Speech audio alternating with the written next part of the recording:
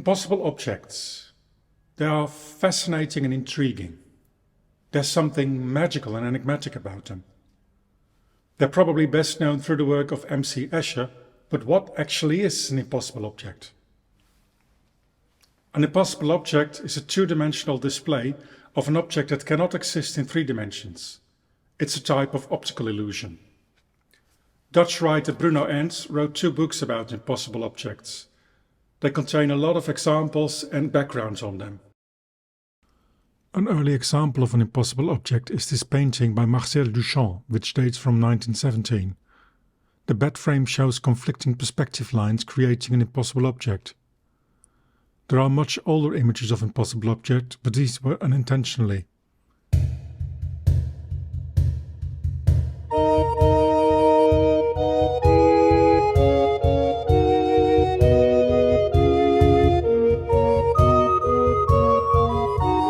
Before the discovery and application of linear perspective, impossible objects were the result of the lack of knowledge of perspective.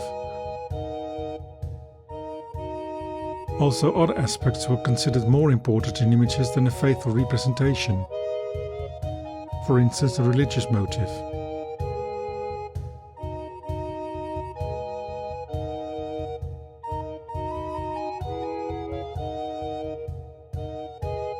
Bruno Ernst mentions a 15th century mural in the Grote Kerk in Breda as one of the oldest images of an impossible object.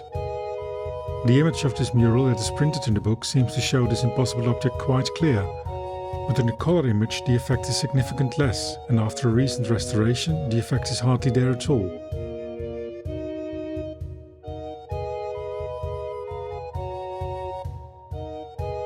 These examples of impossible objects are, as far as we know, unintentionally. They are the result of lack of knowledge or the artistic considerations of the time. Later in time we found a very clear example of an impossible object. Giovanni Battista Piranesi produced a series of etchings of imaginary dungeons.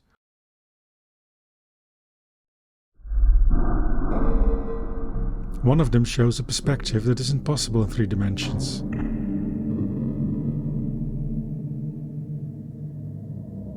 Given the nature of these etchings, we can assume that the impossible perspective was intended. In the graphic novel The Tower by Belgian artist François Schuite and writer Benoit Peters, Giovanni Battista and his dungeons are the central theme. Around the same time, William Hogarth produced an engraving titled Satire on False Perspective, in which he illustrates the absurdities created by a lack of knowledge of linear perspective. The impossible perspective is clearly intentional in this image. Impossible objects as a motive in its own right are being explored from the first half of the 20th century. Names that come to mind are those of MC Escher, Roger Penrose and Oscar Reuterswärd. In my opinion, Reuterswärd has to be considered as the true pioneer.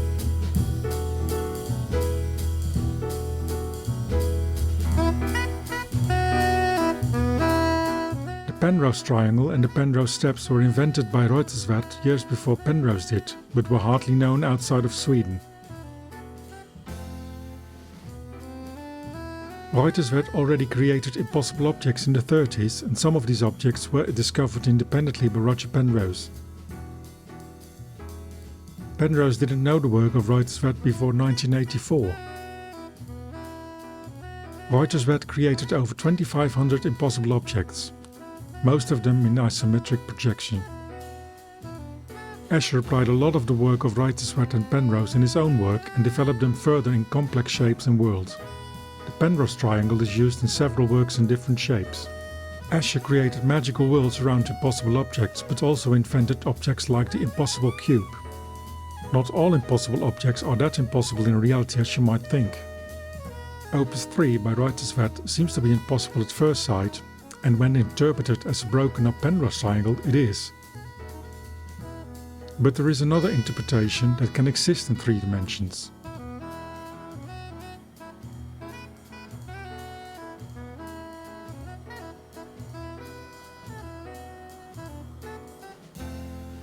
Three-dimensional objects that give the suggestion of an impossible object when seen from a specific angle can be made for most impossible figures.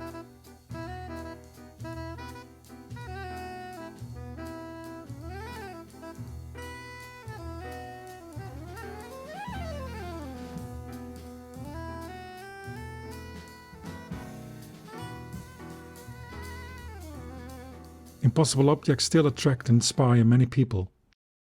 Wow, now this is fantastic. In modern-day culture, impossible objects appear regularly. The Dutch children's television program Het Klokhuis had an Escher-themed episode, and in 1987 Cliff Richard walked up an impossible staircase.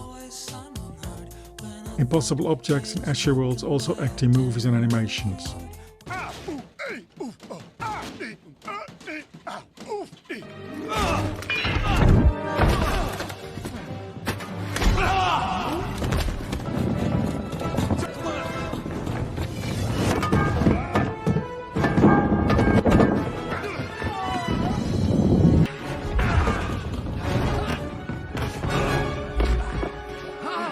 Are we gonna finish on schedule? I don't know, Mr. Escher. Hey, I need a hammer! I hate this place! I quit! You're gonna have to master a few tricks if you're gonna build 3 complete dream levels. Excuse me. What kind of tricks? In a dream, you can cheat architecture into impossible shapes. That lets you create closed loops, like the Penrose steps, the infinite staircase. See?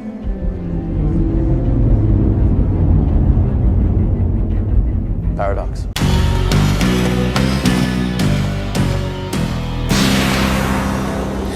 How you turned my world, you precious thing. For the computer game Monument Valley, the optical illusions and impossible objects not only act as scenery, but the player has to make use of the impossibilities to solve the puzzles.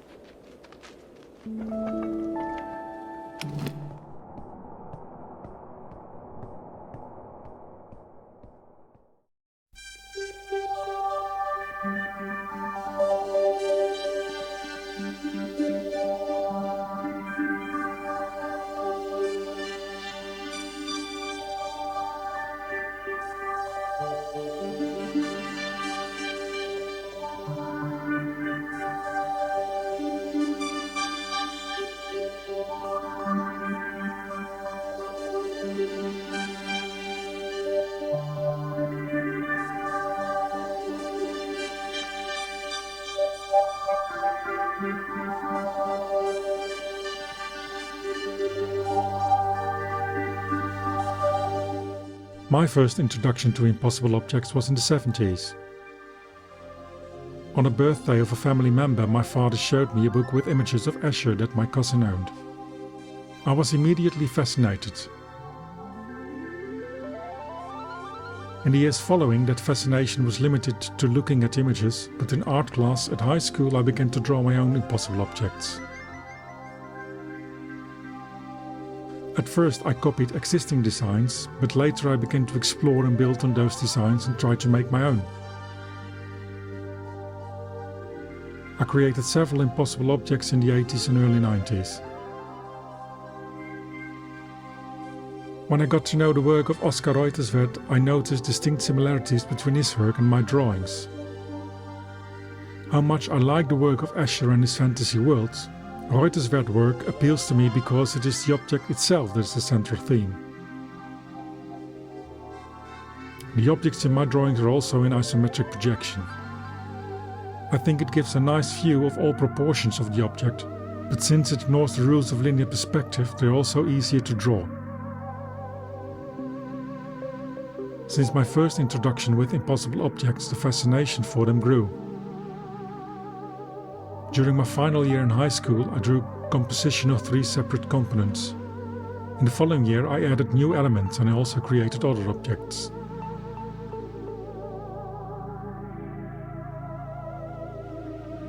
On several moments in time, impossible objects are present in the things I do.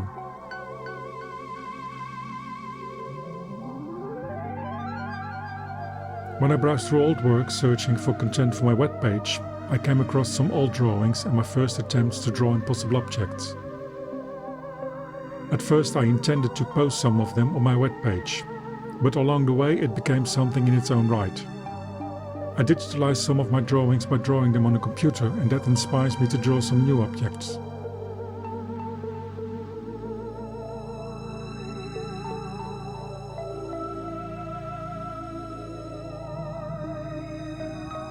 Drawing on a computer has some advantages. First of all, I can work faster. This particular drawing took some days to finish, but on the computer it only takes a few hours. It is also very easy to experiment with different colors and shades, change proportions and experiment with, for instance, hatching. In this way I could create quite some variants of one drawing in little time.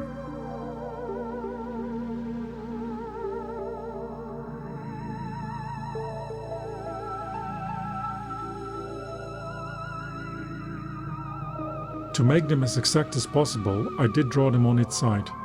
That complicated the orientation in the beginning, but after a short time of adjustment, it made it easier to work precisely.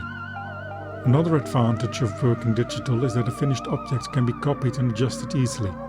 In this way I can use the objects to create more complex structures and patterns, experiment with them and use them for animations.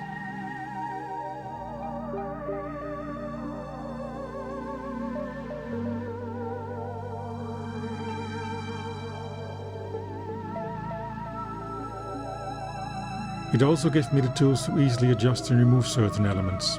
Interesting things can happen this way. When you remove the top layer of this object, for instance, an interesting figure is created. This is actually more the suggestion of the original object. Our brain fills in the gaps. What is it that fascinates me so much about impossible objects? Besides the fact they encourage you to look better in a different way, and they make you wonder what you're actually looking at, I especially like it that they are in fact meaningless. They have no deeper philosophy or significance. They are just form, and it's form only that raises questions. In the work I create, form is the main factor. I can make up a story with a deeper significance, and I sometimes do, but it all begins with form and material. In the coming days I will post my drawings on my webpage as part of the virtual exposition about impossible objects. There's also a museum guide, but at the moment only a Dutch version is available. For the poster of the virtual exposition I created some impossible letters. That gave me the idea to recreate the whole alphabet, and that resulted in 3 TrueType fonts with lowercase and uppercase characters and the most common punctuation marks. The fonts are free of charge and can be downloaded. A link is in the description and can be found on the webpage. I can highly recommend the books of Bruno Ernst on the subject. They are also translated in English, but may be hard to find. Did you miss something, or did you stumble across something interesting regarding this subject? Please let me know.